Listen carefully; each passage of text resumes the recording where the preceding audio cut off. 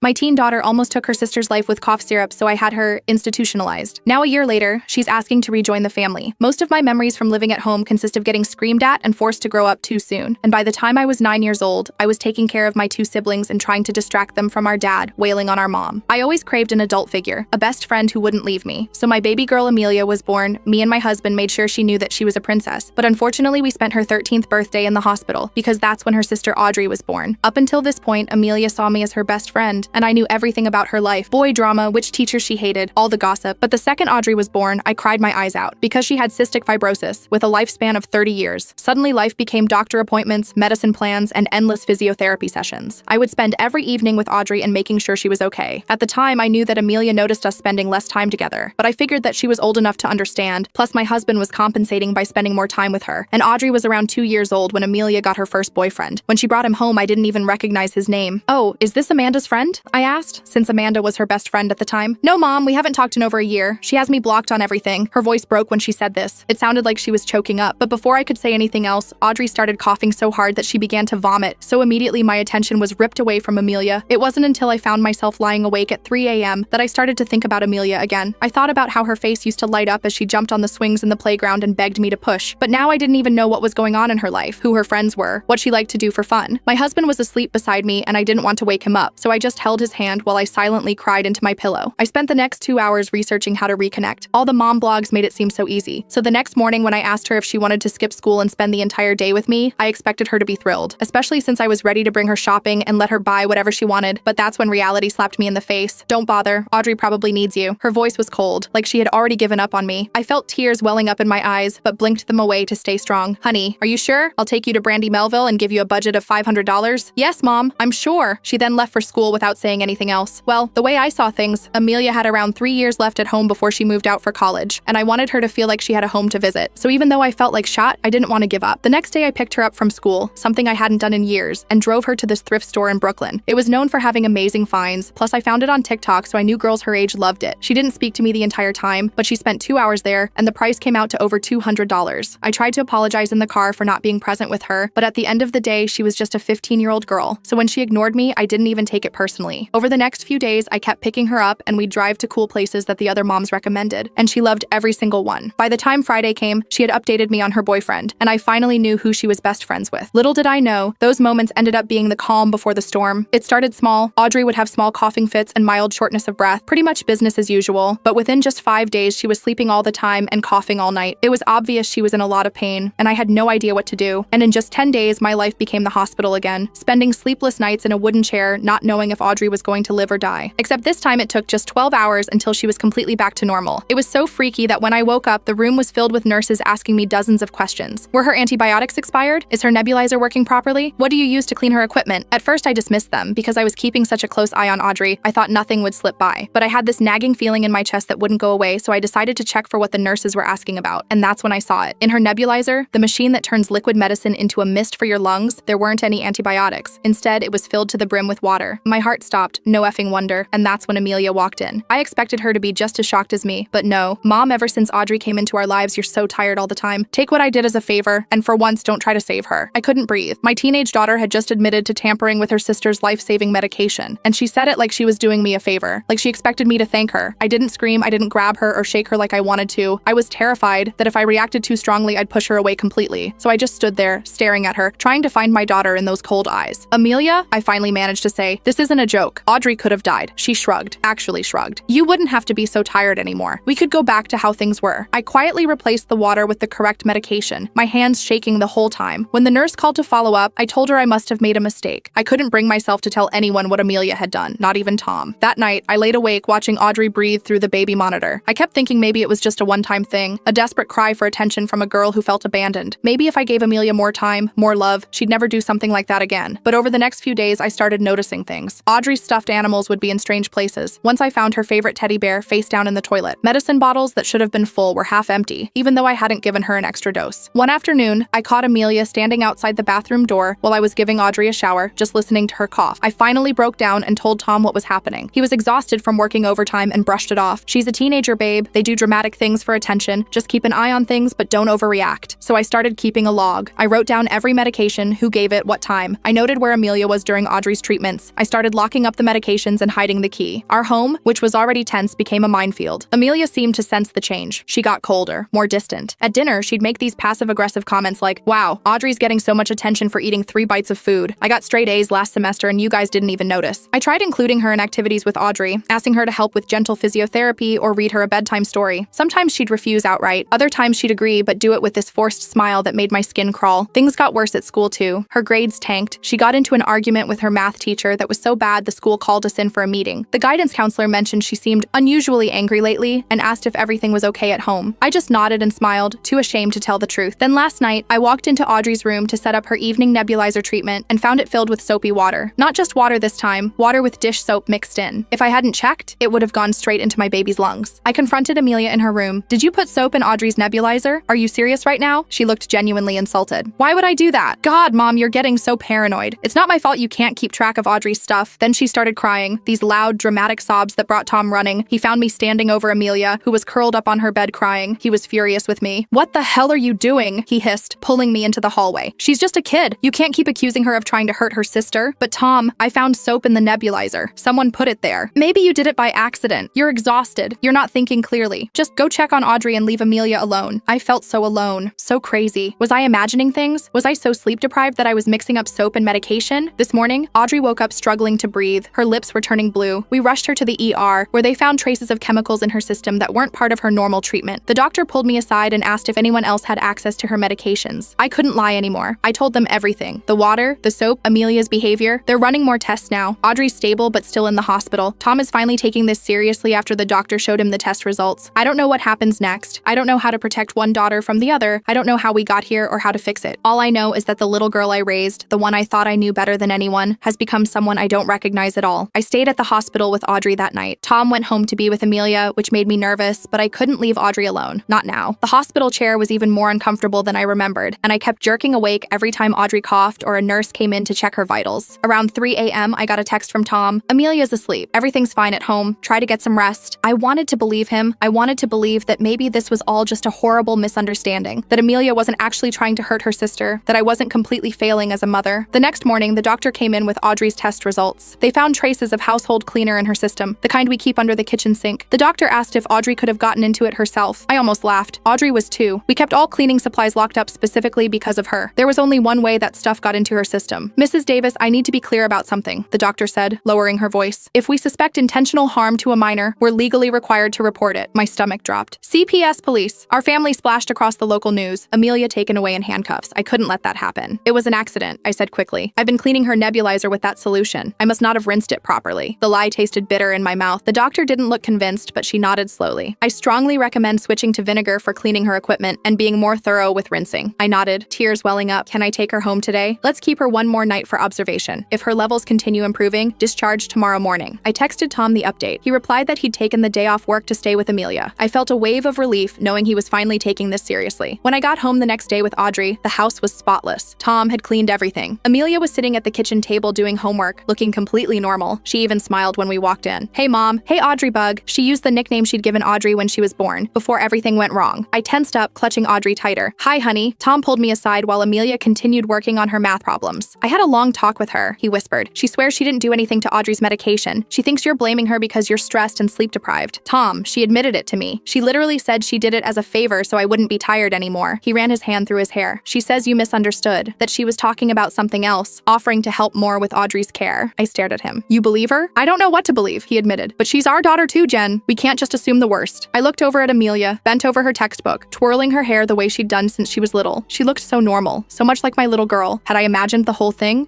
I knew what I heard, what I saw. "I'm moving Audrey's crib into our bedroom," I told Tom, just temporarily. He didn't argue, which told me he wasn't completely convinced by Amelia's story either. That night, I set up a makeshift nursery in the corner of our bedroom. I moved all of Audrey's medications into our bathroom and installed a child-proof lock on the door. Tom watched me silently, his face grim. "This isn't sustainable," he finally said as I triple-checked the lock. "It doesn't have to be forever, just until we figure things out." But what did figuring things out even mean? I couldn't send my 15-year-old daughter away. I couldn't have her arrested, but I also couldn't let her near Audrey's medical equipment. The next few days were tense. I barely slept, jumping at every sound in the night. Amelia acted completely normal, going to school, doing homework, even offering to help with dishes after dinner. But I caught her watching me sometimes, with this look I couldn't quite read. One afternoon while Amelia was at school, I called my sister Rachel. She lived across the country and we weren't weren't super close, but I needed to talk to someone who wasn't Tom. Holy shit, Jen, she said after I told her everything. Have you thought about getting Amelia into therapy? I had, of course. But how do you tell a therapist your teenager might be trying to call her toddler sister? What if they reported us? What if they took both girls away? I'm scared, I admitted. What if she's really, I can't even say it, sociopathic? Rachel finished for me. Look, I'm not saying she is, but even if she's just acting out for attention, this is way beyond normal teenage rebellion. She needs help, and so do you. After we hung up, I sat in my car and cried for 20 minutes. Then I pulled myself together and called a child psychologist. I made an appointment for Amelia for the following week, telling the receptionist it was for adjustment issues related to her sister's illness. Not a complete lie. That night at dinner, I told Amelia about the appointment. It's just someone to talk to, I said, trying to sound casual. A lot of kids with chronically ill siblings benefit from therapy. Amelia's fork clattered onto her plate. You think I'm crazy? No, honey, not at all. You're sending me to a shrink because you think I'm trying to hurt Audrey? Her voice was rising. I'm not crazy, Mom. Tom stepped in. No one said you were crazy, Amelia, but this has been hard on all of us and on all of us? She laughed, this horrible, bitter sound I'd never heard from her before. You two have no idea what it's been like for me. One day I'm your whole world and the next I might as well not exist. That's not true, I said, reaching for her hand. She yanked it away. You moved her into your room. You lock up everything like I'm some kind of monster. You don't trust me with my own sister. I didn't know what to say because she was right. I didn't trust her. Not anymore. She stormed off to her room, slamming the door so hard a picture fell off the wall. Tom and I just sat there in silence, Audrey babbling happily in her high chair, oblivious to the tension. Maybe therapy isn't the worst idea, Tom finally said. The next morning, Amelia acted like nothing had happened. She ate breakfast, kissed Audrey on the head, and left for school without mentioning our fight. I spent the day on edge, waiting for the other shoe to drop. It dropped that afternoon. I was giving Audrey her bath when I realized I'd forgotten her towel. I ran to the linen closet, grabbed one, and hurried back, all in maybe 30 seconds. When I returned, Amelia was standing in the bathroom doorway, just watching Audrey splash in the tub. What are you doing? I asked, my heart racing. She shrugged. Just saying hi to Audrey. Is that a crime now? I wrapped Audrey in the towel and picked her up, holding her close. No, of course not. But I couldn't shake the feeling that if I'd been gone any longer, something might have happened. I didn't let Audrey out of my sight for the rest of the day. That night, I told Tom I wanted to install cameras in the house. Just basic security cameras in the common areas and Audrey's room. He thought I was overreacting, but after some arguing, he reluctantly agreed. I ordered them online that night and paid extra for next day delivery. They arrived while Amelia was at school, and Tom helped me set them up. We put one in the living room, one in the kitchen, one in our bedroom where Audrey now slept, and one in the hallway outside the bathroom. I downloaded the app on my phone so I could check the feeds anytime. I didn't tell Amelia about the cameras. I told myself it was for everyone's safety, but deep down, I knew I was spying on my own daughter. The guilt was overwhelming, but not as strong as my fear for Audrey. The first few days with the cameras were uneventful. Amelia went to school, came home, did homework, watched TV, normal teenage stuff. She still wasn't talking to me much, but she wasn't doing anything suspicious either. I started to wonder if maybe I really was losing my mind from stress and sleep deprivation. Then, 5 days after we installed the cameras, it happened. I was at the grocery store with Audrey, and Tom was working late. Amelia was home alone. I checked the camera feed on my phone while waiting in the checkout line, just out of habit. Amelia was in our bedroom, where she had no reason to be. She was standing over Audrey's crib, which was empty because Audrey was with me. She was holding something in her hand, sprinkling it onto Audrey's sheets. I zoomed in as much as I could, but couldn't make out what it was. I abandoned my cart right there in the checkout line and raced home, my hands shaking so badly I could barely drive. When I burst through the front door with Audrey on my hip, Amelia was sitting on the couch watching Netflix, looking completely innocent. Hey, she said, barely glancing up. You're back early. I forgot my wallet. I lied, heading straight for my bedroom. I put Audrey and her playpen in the living room first, not wanting her anywhere near whatever Amelia had put in her crib. The sheets looked normal. I ran my hand over them and felt something gritty. Lifting my fingers to my nose, I detected a faint chemical smell. I stripped the bed completely and stuffed everything into a plastic bag to show Tom later. When I came back to the living room, Amelia was playing with Audrey, making her giggle with a stuffed animal. They looked so normal, so sweet together. If I hadn't seen the video, I would never have suspected anything was wrong. I'm going to wash these, I said, holding up the bag of bedding. They got a little musty. Amelia just nodded, continuing to play with Audrey. I took the sheets to our laundry room, but instead of washing them, I hid the bag on the top shelf. Evidence. That night, after Amelia went to bed, I showed Tom the video and the sheets. He rubbed some of the gritty substance between his fingers and smelled it. It's laundry detergent, he said quietly. Powdered detergent. My blood ran cold. If Audrey had slept on those sheets, the powder would have irritated her skin and lungs. With her CF, it could have triggered a serious respiratory episode. Tom finally looked as scared as I felt. We need to do something, he said. This isn't normal teenage acting out. I nodded, tears streaming down my face. The therapy appointment is tomorrow. I'll take her. And then what? We can't keep living like this, Jen. I'm scared to leave you and Audrey alone with her. I didn't have an answer. I just cried harder, and Tom held me while I fell apart. The next morning, I drove Amelia to her therapy appointment. She was silent in the car, staring out the window with her earbuds in. I wondered what was going through her mind, if she knew that I knew what she'd done. The therapist, Dr. Patel, asked to speak with Amelia alone first. I sat in the waiting room, checking the home cameras on my phone every few minutes, even though Tom was home with Audrey. After about 45 minutes, Dr. Patel called me in. Amelia was sitting on the couch, her face blotchy like she'd been crying. Dr. Patel asked her if it was okay to discuss some things with me present, and Amelia nodded without looking at me. Amelia has shared some of her feelings about the changes in your family since Audrey was born, Dr. Patel began. She feels very displaced and forgotten. I nodded, guilt washing over me. I know we haven't given her as much attention. Audrey's care is just so demanding. Dr. Patel held up a hand. I understand the challenges of having a child with CF, but from Amelia's perspective, she went from being the center of your world to barely registering on your radar. That's a traumatic shift for a teenager. Amelia was picking at a loose thread on her jeans, still not looking at me. However, Dr. Patel continued, her voice taking on a more serious tone. Amelia has denied any involvement with tampering with Audrey's medications or belongings. She says you've been accusing her of trying to harm her sister, and she feels deeply hurt by these accusations. I opened my mouth to protest, to tell Dr. Patel about the video, the detergent, the nebulizer filled with soap water, but something stopped me. If I revealed everything now, what would happen? Would Amelia be taken away? Would our family be torn apart even more? I've been very stressed, I said instead. Maybe I've been jumping to conclusions.